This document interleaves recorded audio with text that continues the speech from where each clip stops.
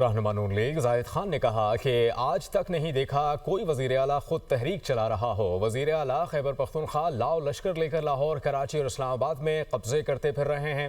پہلے گنڈا پور بھی اسلام آباد پر حملہ آور ہوتے رہے۔ خیبر پختونخوا حکومت نے وزراء کو 50 کروڑ روپے دیے، ایک دھیلا خرچ نہیں کیا۔ سہیل آفریدی بچہ ہے، اس کو طالبان گروپس کا بھی نہیں پتہ ہوگا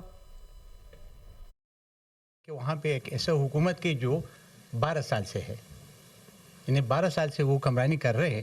میں نے آج تک یہ نہیں دیکھا کہ کوئی چیف منسٹر تحریک چلاتا ہو۔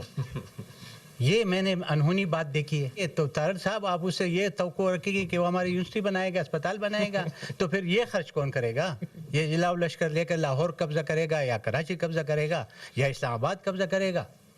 میں نے پہلے بار تو یہ دیکھا کہ سب سے بڑی بات یہی ہے کہ پہلے تو ایک چیف منسٹر جو ہمارا خٹک صاحب تھے وہ اسلام آباد پہ اٹیک کر رہے تھے، اس کے بعد گنڈا پور صاحب آیا، وہ اسلام آباد پہ اٹیک کرتے رہے۔ اب اس کے بعد یہ جو لڑکا آیا اس نے بھی یہی کام شروع کیا۔ 50 کروڑ روپے اس وقت اپنی ایم پی ایس کو دیے ہیں، مجھے بتا دے کہاں لگائے۔